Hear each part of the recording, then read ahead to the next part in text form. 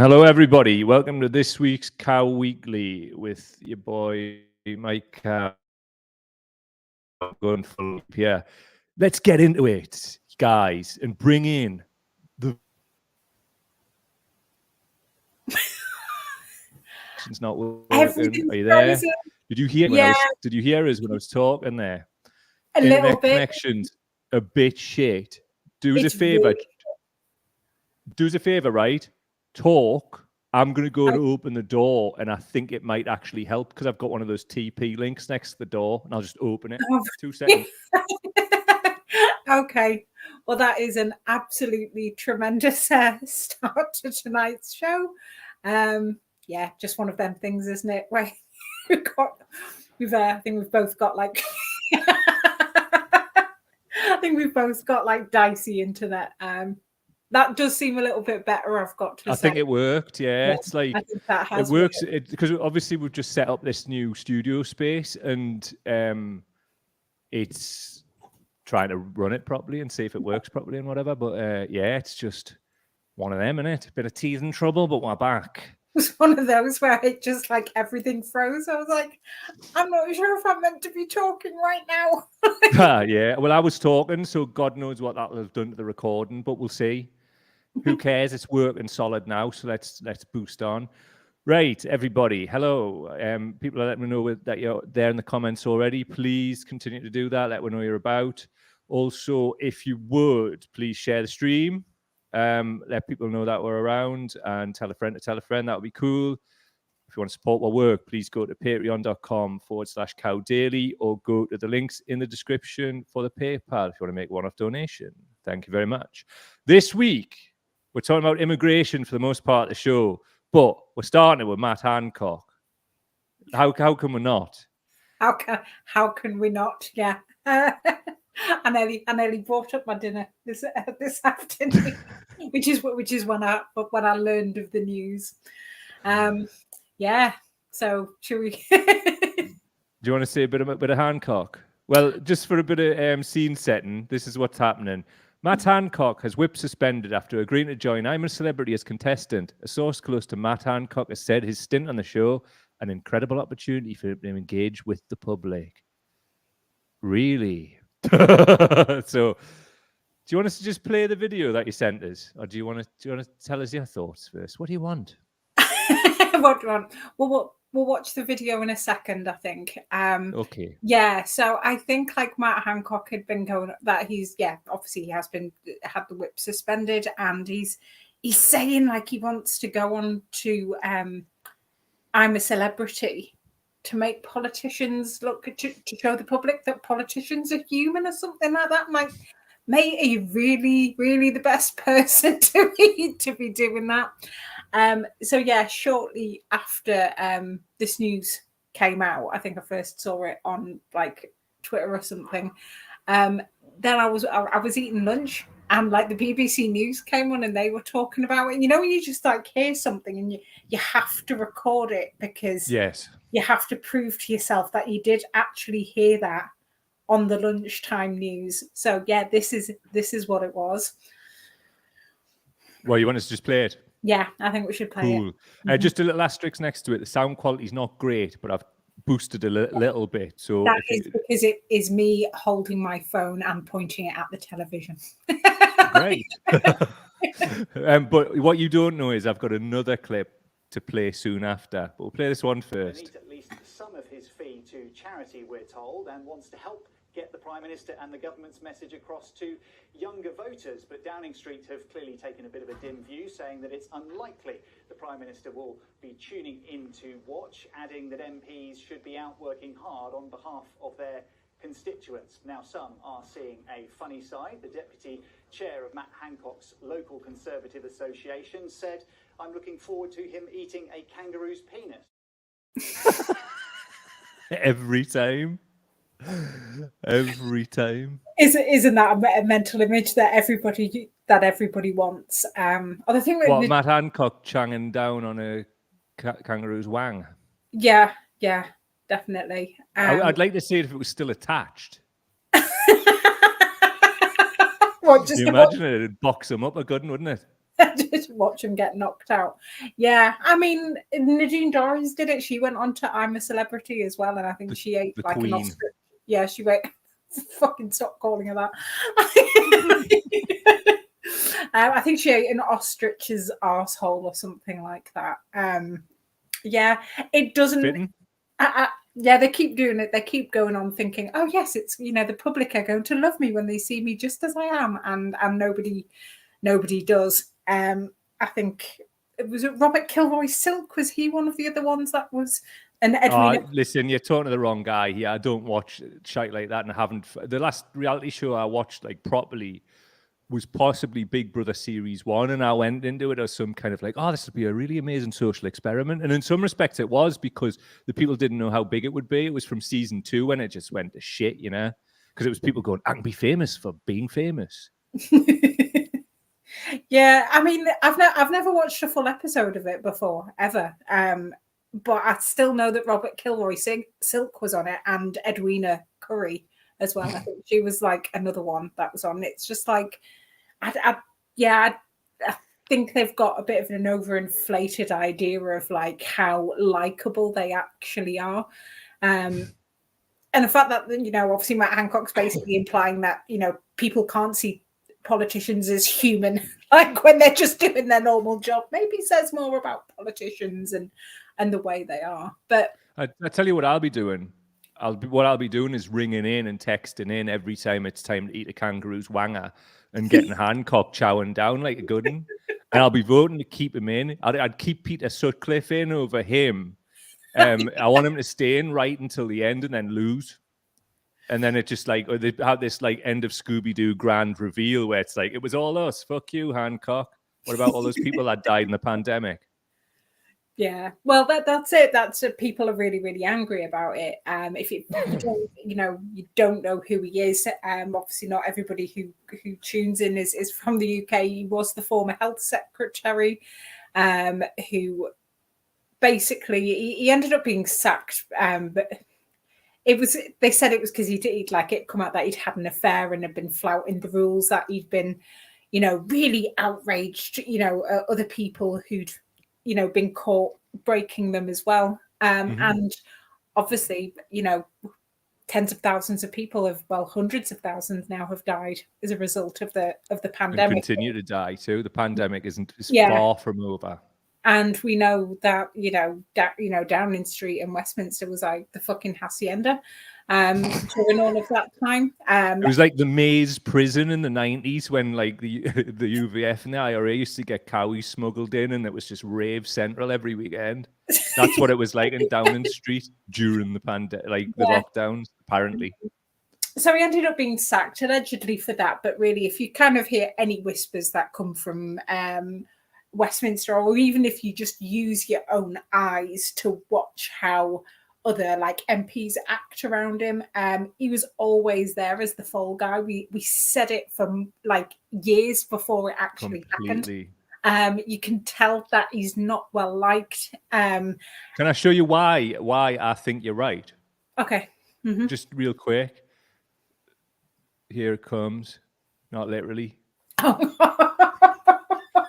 I mean, 2019 seemed like, I don't think it's right to say like more naive times or golden times at all. But as we can see via the circle, and if we go a little closer, we can see it's moved. And I don't know if you remember this, like you could actually see it move during on live television. Oh God! Do you know? Can I just point something out here? Not literally, like Hancock there. Please, I think you've pointed quite enough out. Hear me out. Hear me out. He gave the excuse, right, that he was tired, and and you will not know this, right? But anybody who has a penis knows that, especially if you're hungover and tired, morning glory. However, I've never had that happen in public while I'm wearing viscose slacks and I'm on national television, stood next to a woman. Yeah, just because there's that's never happened. It's like, I mean, in bed when you're on a come down or something, it's like, whoa, what's it coming to go? What's happening here? What's the story, Morning Glory, isn't it? He's getting Morning Glory when he's out on the campaign trail, man. Yeah, well, it's just because he's just next to a woman. I'd actually forgotten clean about that. You know, it was. I think I was only just. There. I'm going to keep talking just in case you. I can hear you, but your face is frozen with your eyes half open, and I don't know if you can hear me. I'm going to keep talking. I've got no idea if you or anybody else can hear me. No.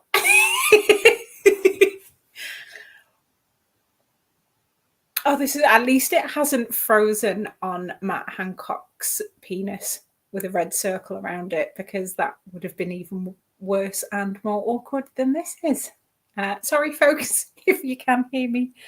Not sure what to do. I'm just going to wait and see. Hi, Mike. Right. If anybody can still hear me, I'm going to switch my phone just in case he rings me here. Oh, great. It's just me. Hi. I'm just switching my phone back on. I would even take some comments at this time, but I can't even do that because I don't have access to that. So let's just see what happens. Right. I'm really sorry, everybody, if you can hear this. We do seem to have gone off, and I'm going to leave the show now, and we might be back very soon once we set up another link. Bye.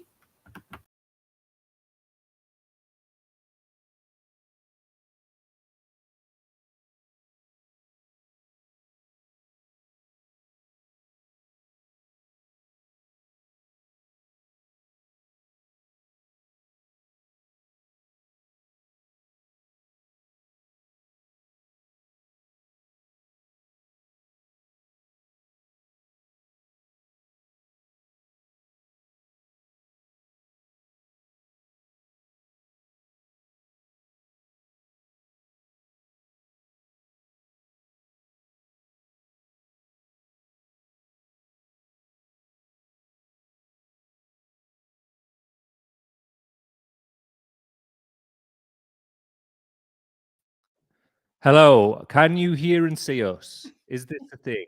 Yeah. Hold on a minute. I'll put my headphones back on. I was just chatting shit for ages. Are you there? And I've got no idea if they could hear me or not. But I was like, maybe I'll come back in a second. I think it was still working, but I don't know. So find out in the comments, because they'll have just like heard me like rambling on. If they could, here we are. Robert Grady's saying you're back. Hi. Laz is in 5 times 5. Jacqueline, yes, we're back. Right, we're in a new studio space, and I'm gonna have to do something with this fucking link because it seems to be not working. I've unplugged it and plugged it back in, so I'm hoping that's turning it on and turning it off again. It's gonna work. But guess what? I'm gonna be burning the midnight oil getting this editing done, so I'm gonna have to weld these fuckers together. Lush. Well, brilliant. I'm absolutely horrified that Matt Hancock's dick basically broke the live stream. It is. I tell you what might break my liberty. What we've got here, right, is Matt Hancock. And these are the names of the files. Here's the one I've just played. Hancock Kangaroo Penis. That's the name of the file. Great. Magic, isn't it? But I tell you what's good. Hopefully this stays solid, because obviously the main item we're doing on for the most part on the show is about immigration. So maybe if we can pull this all in together, then it might work. It might work properly. But anyway, please go to patreon.com. That's patreon.com/cowdaily to make a regular contribution to our work. If you'd like to go to the PayPal link in the description, you can make a one-off donation to our work, which would be brilliant, and will get us out of a life of indentured servitude, hopefully. Right, one more comment before we crack on. StreamYard seems to be back on it. Here we go. Yes, it looks like Starmer's given up on Paul's internet and gone on to yours. That's Mark Lungley. Hi, Mark. He's probably about. Anyway, right. Here is a video that you've not seen, but I want to play you. Check it out. I chose not to do it. I didn't think people in Lichfield would be over-impressed with my disappearing off to Mount Tambourine, which is near where they film it, in a beautiful part of Australia, which I know very well. But, you know, at the end of the day, also, I'm a bit of a vegan, only I had steak last night. But what I mean by that is I'm not really into eating offal. I can't stand the idea of, you know, eating chicken liver or chopped liver or something like that. It turns my stomach. So the idea of eating a kangaroo's anus rather turned me off a little.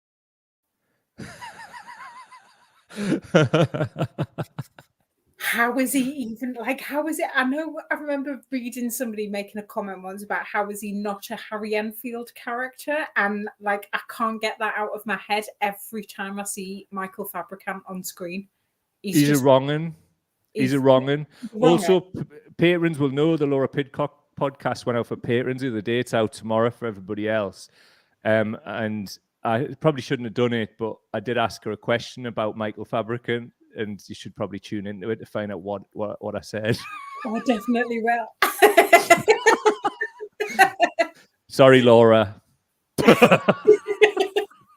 She's a serious politician, and like it's not a great look for her. But thanks, Laura. just hilarious, to be fair. She laughed along, so that's all you want. I've also managed to get all the bloody slides, well, a lot of the slides back into this after the big crash. So that's good, because that was a hell of a lot of bloody work, and that would have been a shame if we'd lost those. So shall we go on to the immigration bit? Do you want that? Yeah. I think that's probably best, because the internet seems solid. We've got the man Hancock. Mad Hancock. Do you want to know what, before we do though, I've got to tell you what the file name is for the Fabricant one. Fabricant kangaroo is anus. Excellent. Like, what a time to be alive that you can put them words together and it makes sense. What a time to fucking preempt it and burn your hard drive, more like. Hancock kangaroo penis and Fabricant kangaroo anus. If that's not putting you on a watch list, I don't know what is. Oh, you're already on a watch list, Petal. I know, and only the best people are, aren't they? So anyway, immigration. It's a hot topic again. It's the crisis taken off the shelf of the week, and it overlaps with all the other crises, and it's really happening. But we want to try and put some perspective on it tonight, don't we? We want to try and just wrap some facts and some rationalism around it, as well as go to bat for vulnerable people in some respects because of those facts. Because propaganda proliferates and prevails, does it not? So let's pull the seams out of the propaganda and give them a slap of boot and that. You're in? You're up for it? Happy days. Right, well, let me play this Suella refugees video, and let's respond to it, yes? Indeed. For the error. But let's be clear about what's really going on here, Madam Deputy Speaker. The British people deserve to know which party is serious about stopping the invasion on our southern coast and which party is not. Some 40,000 people have arrived on the south coast this year alone. Many of them facilitated by criminal gangs, some of them actual members of criminal gangs. So let's stop pretending that they are all refugees in distress. The whole country knows that that is not true. Wolf, talk to me. What you got to say? She is one of the most spiteful, vicious bastards I've ever come across, and that's that's even for Seconds. Can you hear me? Hello? Oh no, it's gone again. Talk to me, man. Yeah, I can hear you. It's just your picture's gone now. Right, we're back anyway.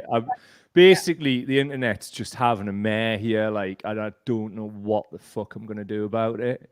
Let's just plow on, and it seems to have kicked back in. It's all right now. Let's crack on.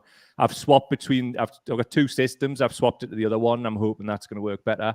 So anyway, apologies everybody out there for the technicals, but I'll have it fixed by tomorrow, so don't worry about it. We'll just bash on tonight, Yeah.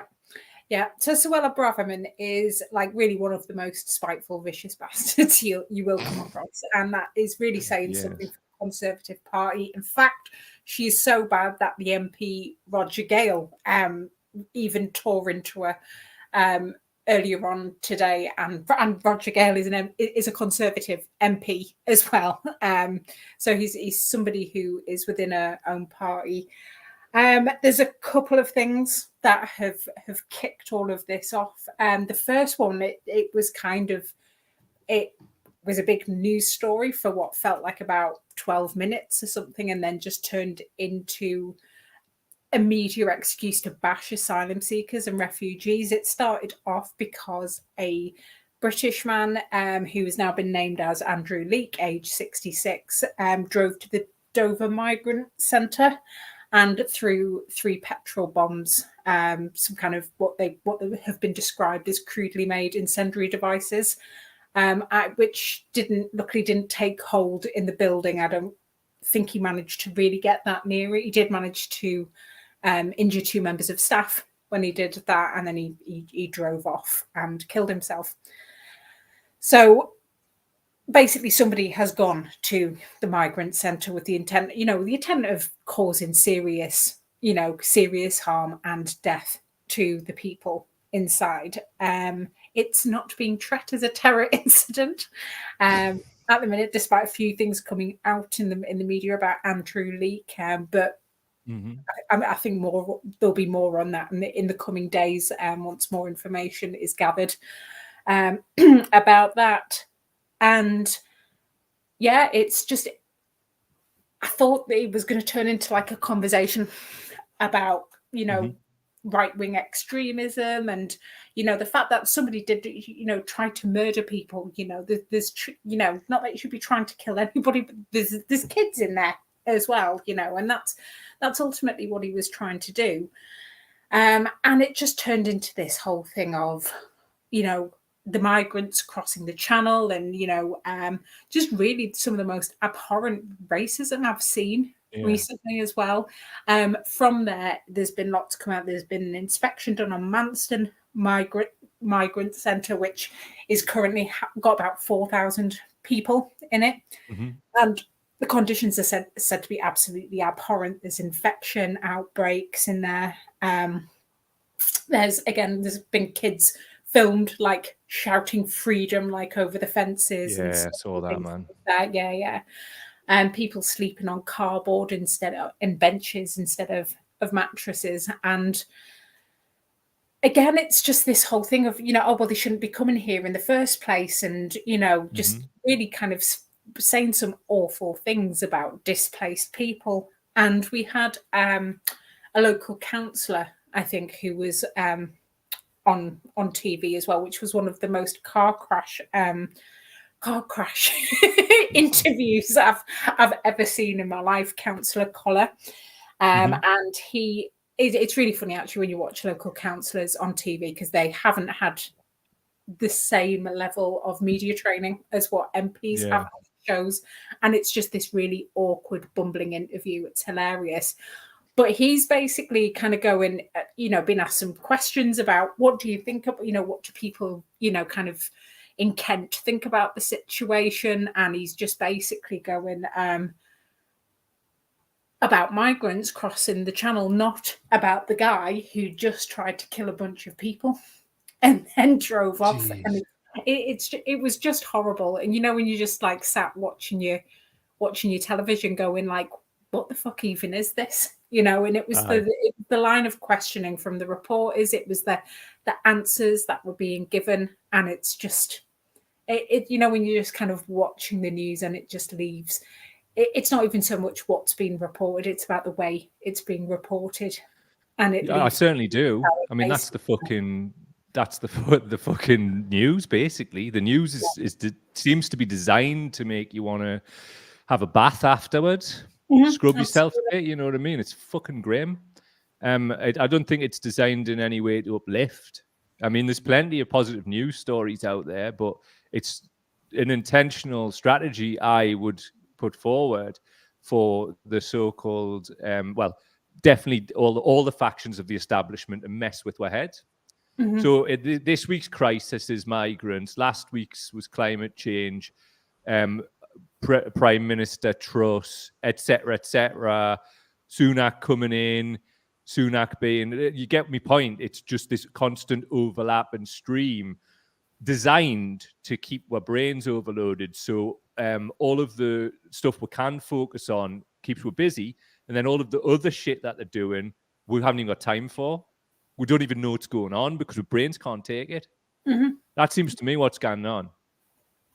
No, absolutely. Can I just add a bit of weight to that?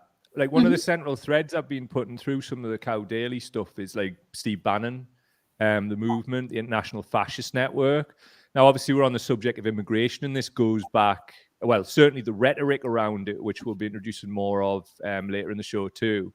But I wanted to show something, and there's two things to point out here. It's Farage and Steve Bannon, and it's Farage looking like this proper little simp, while Bannon sort of massages his ego because he wants to manipulate him. But think of the level that Bannon is at. For those who don't know, haven't seen any of the previous shows, Steve Bannon is one of the founders of Breitbart. He was the main advisor to Donald Trump and was arguably behind him getting elected. And also he was on the board of Cambridge Analytica. Anyway, this is Farage and Bannon a few years ago. What I'd like to do is set up something, and I'll fund it somehow, that I think you're the perfect guy. We help knit together this populist nationalist movement throughout the world. Because guys in Egypt are coming to me, the Modi's guys in India, Duterte, you know, and we get Orban and even and we're somehow some sort of convening authority for conferences and stuff like that, so we can get ideas out there. I mean, do you think that's a worthwhile thing? Yeah, or you think, I know. nobody's got it. Nobody's doing it right now. It's not being done. The reason we're going to beat Corbyn and Sanders is they're not prepared to take on the powers that be. We're fire breathers. I mean, we're taking on the establishment every day. You've taken on the Tory party. I'm taking on the Republican Party. They don't have that, and that's why we can steal a march in them. And the reason they don't want to do it, it's immigration.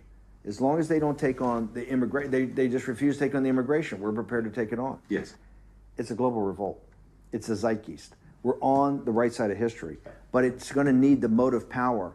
And the thing that's missing is, that's what I'm really trying to put together now, is the ideas. The ideas have to come in more sharp focus. The economic ideas, the political ideas. You've also moved, Steve, into a different place. Yeah. The minute you stood up on that stage in Alabama, you became a different figure. Yeah. You're in a different place now. You're not just fixing stuff and operating behind the scenes and making it happen. Yeah. You're now the face of it. Well done, Bannon. Well done, Breitbart. You helped with this hugely.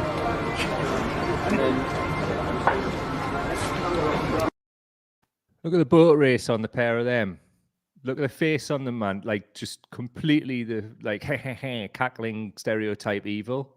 Oh, God, what are your thoughts about that? Well, apart from the fact that I think Steve Bannon is basically a potato that was left in a petri dish with a swastika and late stage syphilis. Again, a really gross human being, like a literal white supremacist with nothing to back it up. You look at it, quite nice. You know, but no, he's quite a sinister character. He was very instrumental, in a lot of the things that the Trump administration did before he kind of fell in and out of favor with them.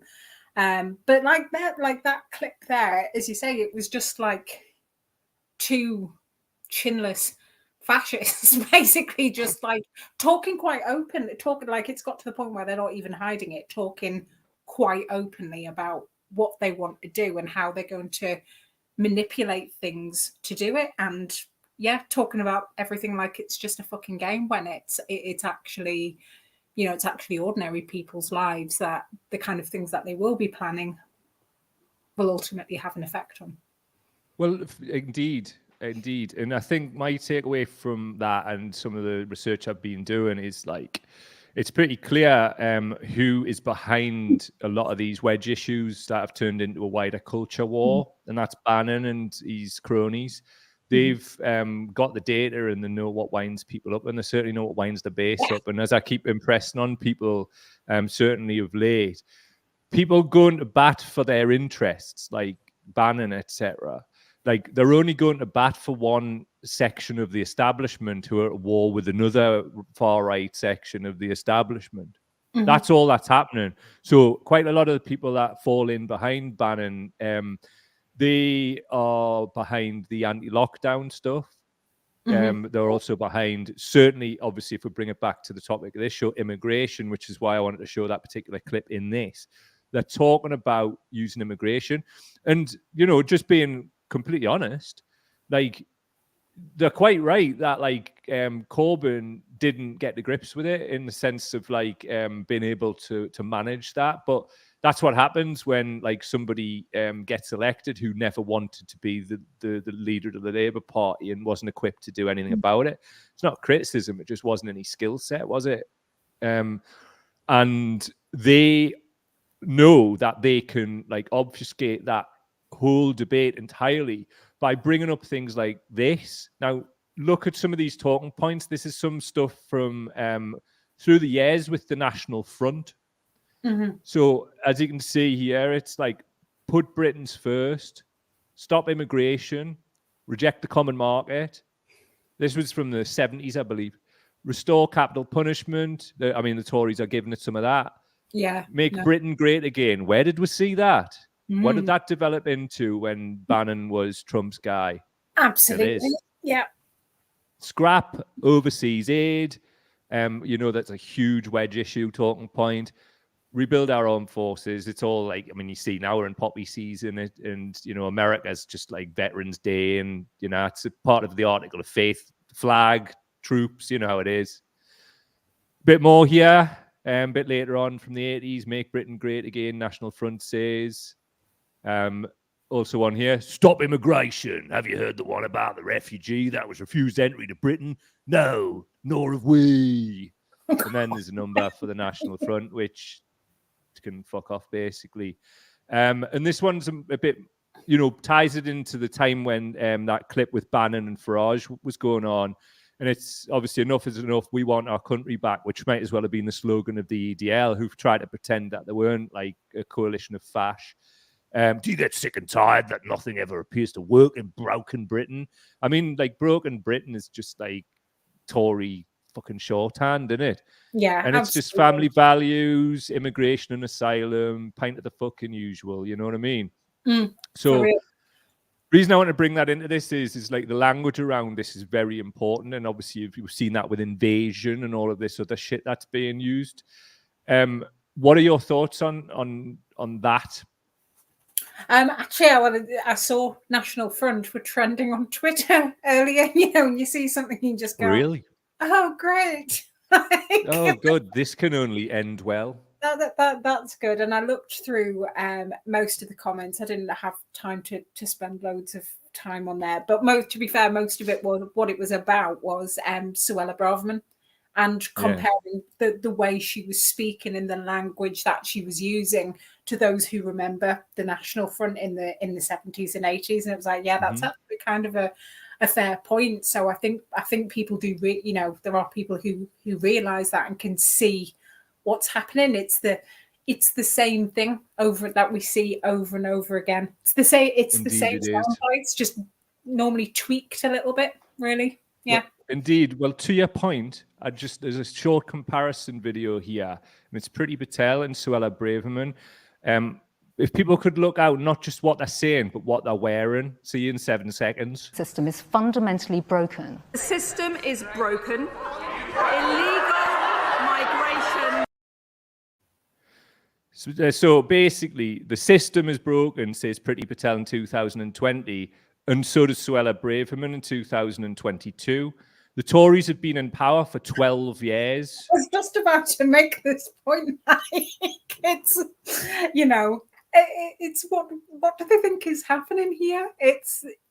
We've talked before how, like, both Labour and the Conservative Party will always kind of go, oh, this is the system we inherited from the other, from the other government. And there's only so far you can go with that, isn't there? It's like if you haven't been able to sort out the problem that you said you inherited 12 years ago, then no. But there's other things that force other things that are, that are happening around the world. And what we're seeing is, a really cruel policy making is not making it any better. It's making things a fucking hell of a lot worse for all of us.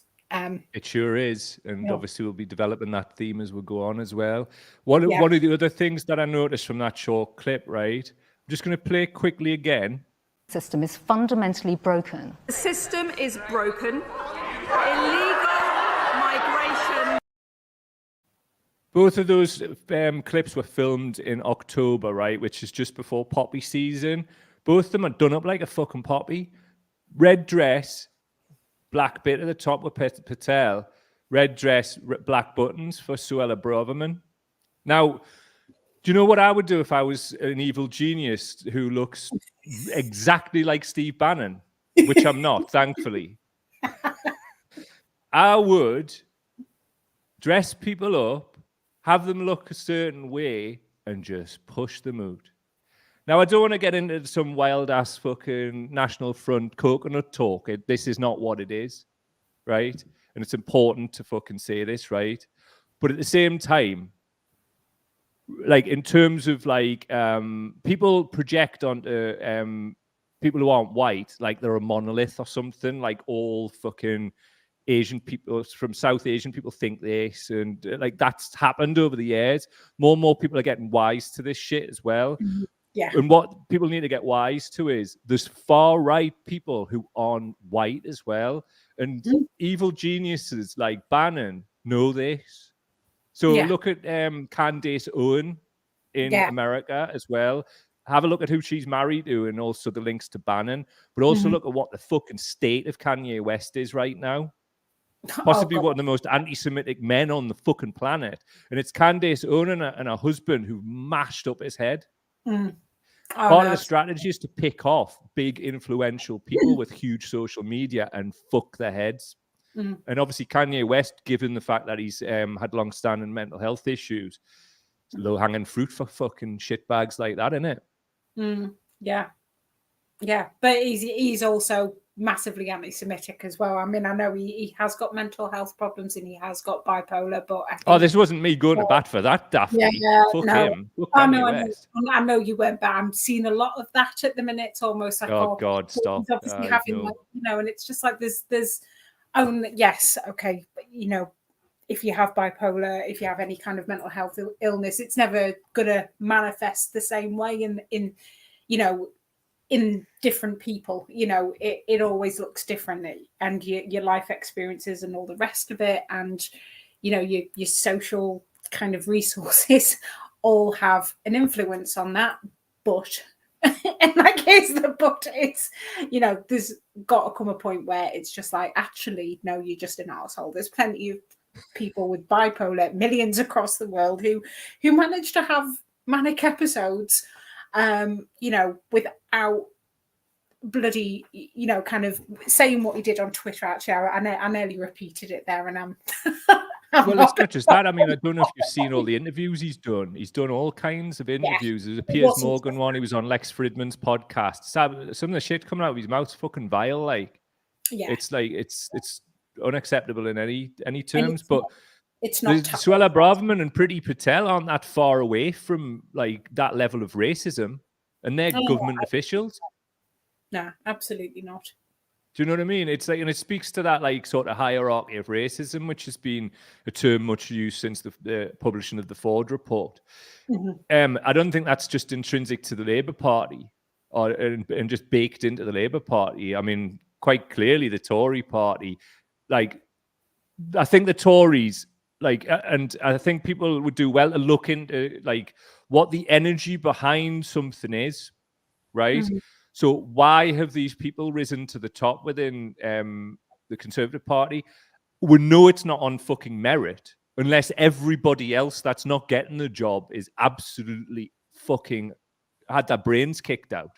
Mm-hmm. So what's going on here? And it's like, here's the problem with like a lot of the, like, you've got to dance around this shit. And that's another one of the side things that Bannon knows all too fucking well. And I've been saying this for fucking years. Identity politics and slavish adherence to it is fucking having cunts like Bannon play you like a harp and you don't even realize it. Like, this is fucking what's afoot. And the problem that I've got is like, I'm researching this shit and it's like, I'm a white man. How can I talk about this? Do you get my point? Yeah. No, I get what you're saying, but what do you do? Are you meant to like shy away from things? It is about the way that the minute, this is what it is. It's manipulation, and we have, I think, particularly in the UK. I've not lived in other countries, so I can't speak for them. But there's a real lack of like critical thinking skills in this country. Like, there really is, and I think, going back to the manipulation side of things as well, it's like a lack of awareness as well that we can all be susceptible to it. And I think as I'm getting older, that's something I'm really kind of trying to work on, like, a little bit, because I've seen times where I've seen certain headlines or seen certain things and just instantly like got up a height about it without kind of really thinking about it. Might maybe doing a little further reading about something and, kind of learning a bit more about it. It's just that instant kind of like that instant outrage, really, that we have. And that's without a doubt, mate. Yeah. As much as he's not a horrent person, that's what he's good at and that's what he banks on. And I think if we can, we kind of, well, that's what the culture war is. It's about appeals to emotion and like sort of also survival mode stuff as well. Yeah. Like, it works really well in times of scarcity, as we know throughout history. And it leads to really bad things happening. Now, I've got a few more, couple of bits of historical stuff. If you just bear with me. See, when the Airstream crashed before, those slides got bagged out of the fucking thing here. But I found them, and thank God they're still here. So anyway, this was the Daily Mail, and it's a rather famous little cut in this, and it says, German Jews pouring into the country by Daily Mail reporter. See, somebody didn't want to put their name to that, Lord Rothermere? So this was before the Second World War, 1930s, and it's just absolutely horrific. I'm not even going to bother reading it out because I've got to keep the show moving.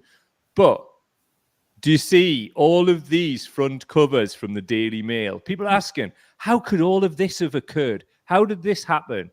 Well, here's one potential thing you could look at. I mean, just for the audio people, it's front page of the Daily Mail. Calais is besieged by gangs of migrants. Open borders, a new fiasco. Calais in crossover, UK. It's just immigration, what a mess. All of that shit. And it's all of that sort of culture war shit. Mobilizing the right-wing press to like whip up this hostile environment. Now, this cartoon is from Nazi Germany, and it's comparing like migrants, Jewish people to rats. This is from the Daily Mail and also a cartoon, and it is people dressed up as Muslims who are crossing the EU border, and there's rats running alongside them also. So I just wanted to throw them in there just so people could get an idea of like what the historical side of these things are. I mean, what do you make of it? Have you found any kind of like similarities when you've been looking at this stuff? Yeah, definitely in language. We've long kind of, whenever I kind of talk to people about this, I always tell people to really be mindful of any language that just, starts describing people as like, groups of people as like vermin and rats stuff. It's always the same propaganda regurgitated all of the time, and it's that, it is that dehumanizing language. And they've been interviewing like members of the public over the, kind of the migrant center attacks and also the conditions, and it's kind of you can see some people trying to be really careful about what they're saying, but it's the same kind of thing. But yeah, it's, we've seen it with the media before, but then we've seen it with politicians using words like swarm before as well.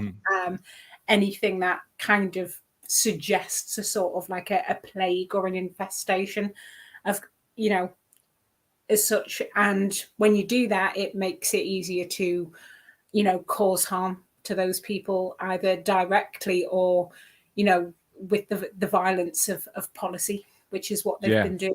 Oh yeah, Katie Hopkins here. She's a typical example of that. Typical example. She does it for audio people, rescue boats. I'd use gunships to stop migrants. It's like one of the things she got fucking loads of shit for at the time, but Yeah. It's fucking crazy, isn't it? Isn't it mad? It's depressing. It's really depressing. I've seen one thing on social media with one of the centres where it was like, oh, look at this picture, and it was it was a shot from one of the migration centres, I think, and it was all what appeared to be sort of youngish men there, and it was like the same sound bites, all of fighting age and and all the rest of it, and it's like, well, do you not think that people get segregated in things, that actually what you're looking at is where they've kind of put a lot of the male migrants there. We do know that there are kids in there. We've seen photographs, we've seen footage of them, there are little children in there. And the counsellor who I was talking about earlier, who was on TV, he was really aggrieved about these kids and that we have to look after, they've got children and then we have to look after them. It's like, well, of course you fucking do. They're kids. Like, what's wrong with you? Exactly. And people talk like this, and of like some of these awful things that they're saying about send them back, sink the boats, kind of saying really awful things about people who've actually drowned and jeering at it. And for a fact that, the Venn diagram of those people making those comments and people who have had a fucking be kind banner in their Facebook profile picture at some point is like a circle. It's just... Indeed it is. Check this shit out, man. So for audio people, Daily Mail, teenage migrant drowns in the English Channel while trying to get to the UK. From the Telegraph, Sudanese teenager dies in desperate attempt to reach UK from France. But here's some of these comments, man. Check this out, right? So just a selection, you've got like some laughing Anchorman gif going. So somebody called John Murray, and I'm going to read their names out. Like, good, he says. Somebody, Rossi Irvin, good, maybe then stop trying to come over. Good for him. One less to feed, it says here. What else we got? Loads of goods. Well, that's our kids safe from one of them. Teenage, probably mid-30s, illegal drowns. Like, just go fuck yourselves. Absolutely every single one of you who's Can you imagine, man? Like, we went and just fucking splattered it over somebody's memorial page. Like, people are like, oh, going like especially now where there's all these appeals to respect during the poppy season, and it's been made into this, like, not for everybody, but it's certainly a far-right symbol. Yeah. In the UK now, and it's been like misappropriated like that.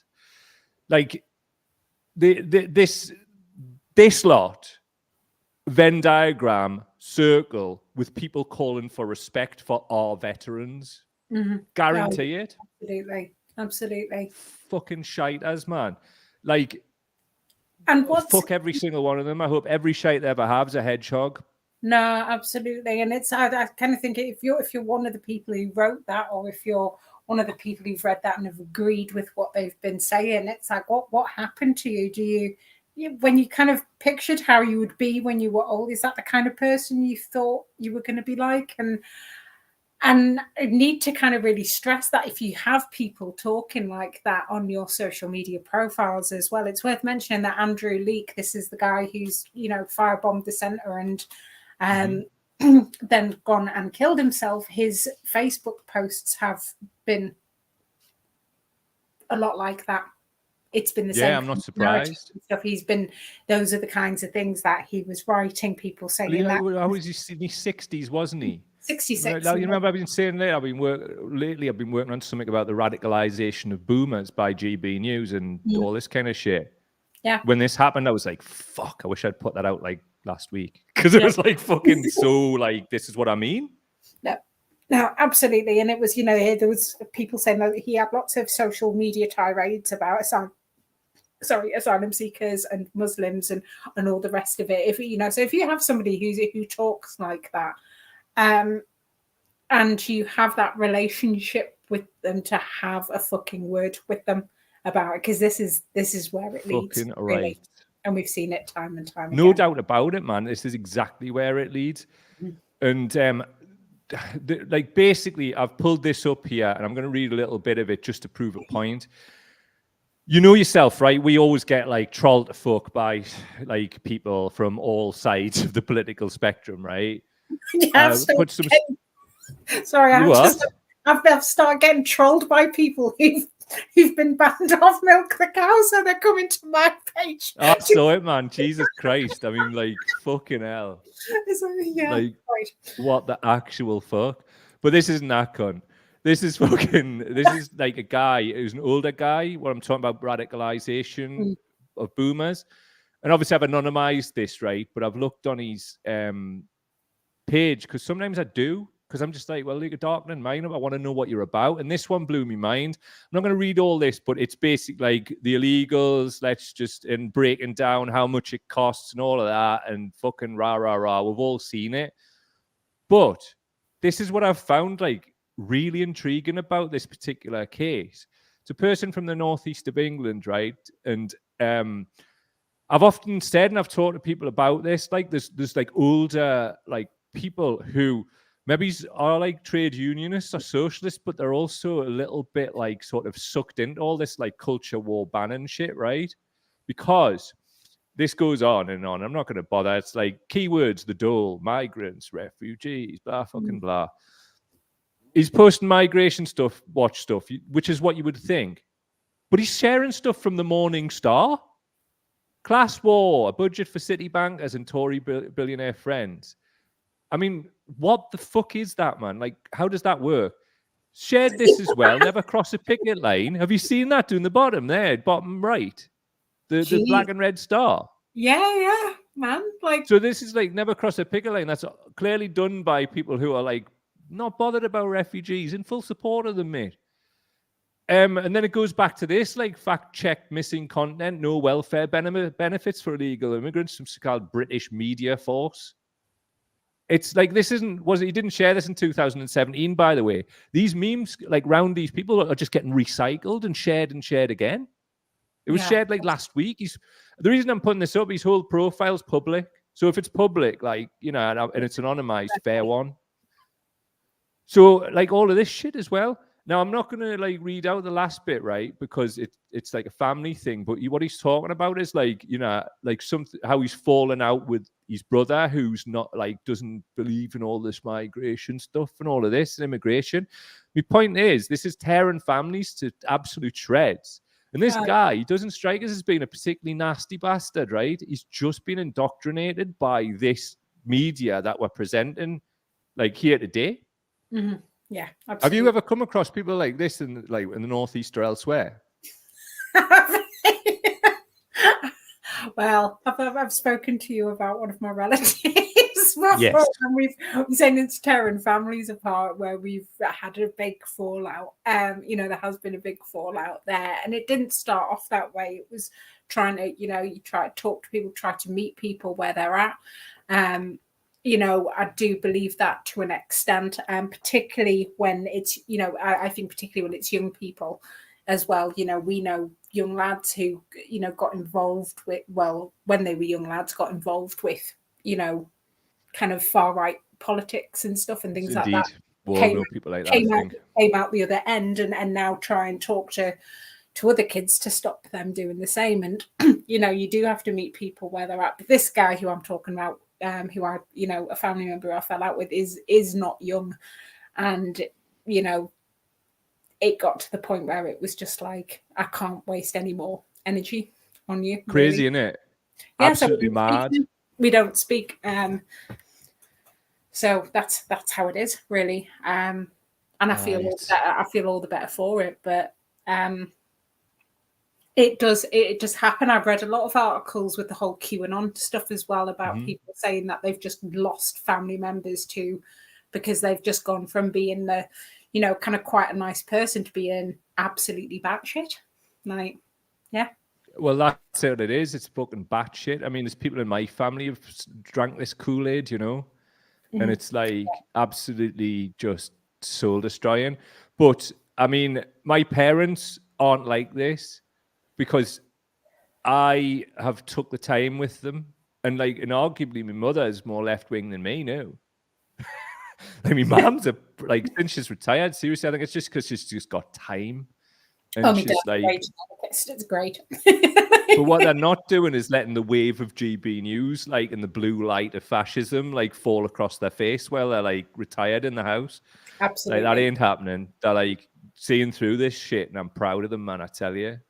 Maybe they even watched this. I don't know. I might have shown them when I was round there. I don't know. I can't remember. But anyway, I'll tell you what we'll do, because obviously the crash happened and I had to do a lot of stuff behind the scenes to actually get this shit back on the road. So we've missed out on comments. Because when I normally have a look at comments, I had to sort the slideshows and everything out. So let's see what people are saying. Mark is saying that's why I try to wear peace poppy, obviously referring to what we're talking about, poppies. Oh, right, okay, yeah. Steve is saying, if StreamYard will allow this, come on, man, there we go. We should do something about ill eagles, though. Bird flu is a thing. He's referring to the guy whose shit was shared just now. Charles is saying that's a new person. Hello, Charles. Nice to see you. I've fallen out with my fascist brother-in-law. Can't listen to him any longer. He's 72. Didn't blame you. Joanna's saying, Mike's mum, fist in the air. Fist in the air for the land of hypocrisy from my mum. Seriously, if Zach De La Rocha still snapped his Achilles, I'm sure she could jump on stage and do the Rage Against the Machine tour if they would want to cancel it. Seriously, man, she's absolutely on it, man. So Imagination Scene is saying there is footage of all kids together. Funny that doesn't get front page news, right? True story, man. And Jacqueline Hemmons, do they expect us to forget they've been in power for so long and now they're suddenly going to care about the homeless, the veterans, and the elderly? It's just sickening. Totally, dude. Absolutely. No problem. Obviously, because we have had the crash, you feeling ill? Yeah. Tell us about it. Tell us what's happening. No, sorry. I've just for the last, just while we've been doing the show, I've just got a really, really bad headache, and it's getting worse and worse. And dude, this is what we'll do, right? I'll wrap the show up, right? Because there's a few bits where we need to put the solutions and shit in, and it wouldn't be. And I'm sorry, it's went on as long. That crash was a nightmare in the middle with the internet. But it's fine. You get yourself off and go and be sick in a bog or something, and I'll just I'll see this through at the end there. Okay, that's great. Okay, good night, everybody. Love you, mate, and thanks for powering through. All the best. See you in a bit. Okay, bye-bye. Bye. That was Alice Wolf there, everybody. We'll get through to the end of the show. Trust me, eventually we'll get there. What an absolute mare we've had, but we're getting it done. I'm going to play you a video, and this is obviously one of the comments there touched on the children, and this is also ties into the language being used, and this is by the BBC as well. It's not even GB News, but even then, I mean, I'm saying the BBC, that's the old ways. They're as bad as anybody these days. The issue, and I've got to raise it, of personal responsibility. We've got two 16-year-olds getting into a boat, one of them who can't swim. I mean, it underlines obviously how desperate they are. But there has to be an element of personal responsibility here, doesn't there? I think we have to remember that we're talking about children who very likely don't have any adults with them and are more than likely trying to reach family and friends in the UK. Just earlier this year, the government closed down a route for unaccompanied asylum-seeking children to enter the UK. That means that they're stuck in France with absolutely no way to get to their loved ones and to get to safety. Now, you only get into a boat if you are very, very desperate. And I think at that point, personal responsibility, it isn't irrelevant anymore, and actually the responsibility is with the British government and with the French authorities, who need to ensure that that kind of person can get here safely and get on with their lives rather than dying in a boat. Absolutely bang on, and I'm pleased that there's people like her out there to fly the flag for what's good and right. Now, she spoke about like a legal route and how it's been shut down. Currently speaking, there's no legal routes into the UK, so the trying to make everybody illegal while still having responsibilities under international law to look after refugees. So what we've got here is from the Joint Council for the Welfare of Immigrants, a safe route to asylum in the UK via travel documents from northern France. What is the ask? Asylum seekers in northern France who are seeking to come to the UK should be provided with travel documents, a type of humanitarian visa, to make the crossing safely and have their claim assessed in this country. What else do we have? How would it work? We propose a regulated travel route to allow some people in France to be granted entry clearance to the UK, enabling them to claim asylum here. This will ensure that anyone who has good reason for wishing to make their asylum claim in the UK can do so without resorting to dangerous journeys facilitated by potentially exploitative third parties.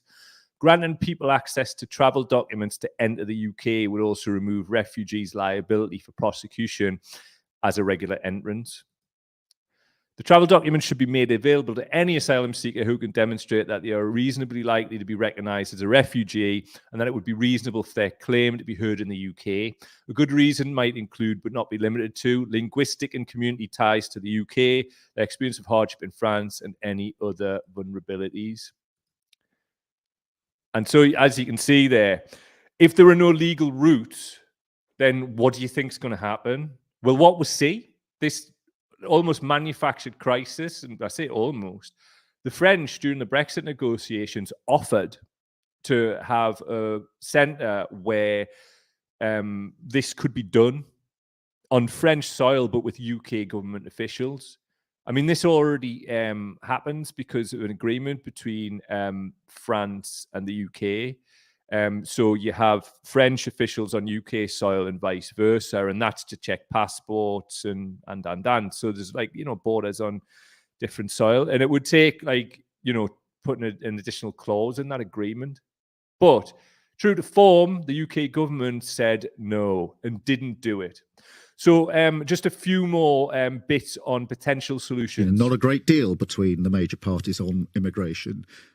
Is there an opposition party that has a better policy for you that you think will work in helping, in your perspective? We've been disappointed with all of the parties that have come forward with policies recently. Keir Starmer said there's not a great deal between the parties on immigration. He talked about more of the same policies with a points-based system, which sees migrants as commodities rather than people. Rachel Reid has also called for more deportations. This is also very disappointing. And, this is all in a period where we see public polling which shows the UK is more pro-migration than it has been in decades. And, if people want to move here, we should have policies that allow for more movement, so people are allowed to settle here. So that solution is safe routes, it's scrapping the Rwanda plan, it's ending the hostile environment. And like I said earlier, we know that the government can move fast. We've seen this before through the pandemic with the Ukraine plan. Not a great... Rav from the Council on Immigrant Welfare on BBC London. I mean, as you can see, the government are taking the piss. They're doing that whole Bannon playbook culture war thing with people's lives, and they're fucking scum. Take it from somebody who went to Calais this summer, saw the fear in what's predominantly young lads' eyes. And I don't know how anybody can be around that or see those people and feel that all of this vile shit that comes out of the mouth is in any way what a human would do. Isn't it ironic that the subhuman talk isn't coming from the vulnerable people who are trying to just flee all kinds? I mean, fucking climate change, like war. I don't give two shits if if people are leaving where they're from to try and make a better life for themselves. Like all this economic migrant shit, just go fuck yourselves. Look at the history of colonialism, and it's in a large part what's went on in Africa is Britain's fault. That then colonialism then turned into private colonial capitalism, and corporations then came into the breach. And they're not sharing the wealth, believe it or not. I mean, you've seen what they're doing in the UK with the oil and gas profits. That's just to name one. That's not being shared about. So what would you do, person who leaves vile comments on the Daily Mail? What would you do? Would you try and make the best life for your children and take them to a place of safety and a place where they could eat? Or would you just sit there and wait to die? Just fuck right off if you're going to just say option B, or I'll stay and fight and all that. What you going to do? Fight climate change, you fucking dick. But anyway, there's always hope, right? And Alice sent me this earlier, right? And what this is a Nazi turns up at a Scottish school and he's trying to radicalize the young people there. He's even got one of those Nazi sun symbol t-shirts on. But this is what the kids did. Yeah, how can you say you like Hitler when one of your great-grands were sitting in their house when the war was going on? Well, if you let me explain, mate, Hitler wanted a country for white people. He also wanted a country for every other people, right? He wanted a country for you, he wanted a country for... Well, every people had to have a unique culture, right? And obviously, there was a small group of control all of the media, all of the banks, and this small group... Polish! You're Hitler, mate, it's the Polish! And this small group, obviously, they promoted pornography, they promoted promoted cultural Marxism. It destroyed Germany, right? And Hitler took control of the media, the banks, and they obviously put interests of the German... You're done, man! Yeah, it's a Holocaust for you. No, it's not. Country and you... You obviously don't. I'm here to help you guys.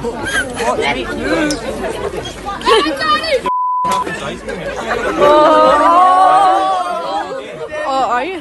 Get Douglas again.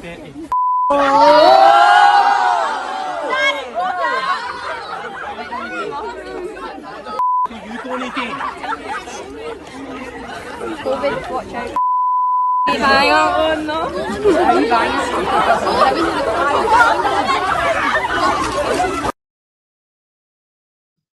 For audio people, that's the Nazi being chased down the street by a group of kids right at the end. Just didn't have any audio on, but we thought we'd leave it in because it's always nice seeing Nazis getting chased down the street. So, I mean, these are where the solutions come from. Challenge this wherever you are. Like, big up those kids in Scotland chasing off an actual Nazi down the street. And what an absolute sack of shit going to the school gate to radicalize kids, man, with your little daft Nazi shirt. Ridiculous. But there's you getting mugged off, squaring up to a young kid squaring up to you, and you're like, what are you gonna do? What a mug, man. Shut the fuck up. So these are the solutions. Challenge this, man. Like, don't be like sort of reduced by this whole fucking nightmare that we're living in. Better to die on your feet than to live on your knees. Let's not hide. I mean, Jesus Christ, it took me a while to get my face out on screen, but here I am. Hello, every fascist out there. Fuck yourself. Anyway, this has been Cow Weekly. Really sorry that Alice couldn't make it at the end, but that's sick note for you. Now get well soon, mate. Hopefully you're listening to this and not having the Armitage Shanks logo tattooed on your forehead. But if you are, hopefully there's somewhere there to hold your fake hair. That's a weave, yo. Take some comments before we go, though, as well. That would be cool. Dave Slaz, those kids are mint. Definitely. Joanne saying, big up the Waynes. Love that. Miss Emmons, the kids are all right. Always, mate. Always. Charles saying, thank you. No, thank you, mate. Hopefully I don't have to do too much of burning the midnight oil tonight, trying to like weave all of this stuff together. That was like when the live stream crashed. But that's the game. If you want to support our work, please go to patreon.com/Cow Daily. There you can make a regular contribution to our work. Also, you've got early access to Laura Pidcock podcast, which is an absolute banger. Laura Pidcock is absolutely one of your own. You know how you can't trust people and whatever, and you can trust her. Like, I spent more than enough time chatting to her there, and I'm from the same area she is, and I know she's one of the real ones. So she definitely gets our seal of approval. So go and check that out. Go into the Patreon. Also, you can go to links in the description and make one-off donation via PayPal if you wish. Big up absolutely everybody who's done that. Also, final word for JC. No, not that one. On YouTube, no Passaran. Also, tune into Political Unmuted, Socialist Think Tank at 9 p.m. Plenty of time to get a brew and all that. All love for you as ever, pals. Been one of them. We've worked hard on this one today, and it didn't quite go to plan, but we'll bash on, and hopefully you got a lot out of it, and we'll be here. What day is it? Wednesday. Laura Pidcock podcast being released 12 noon tomorrow. Check it out. See us fellow live on Thursday. Much love to all as ever. Bye-bye now. Love yous.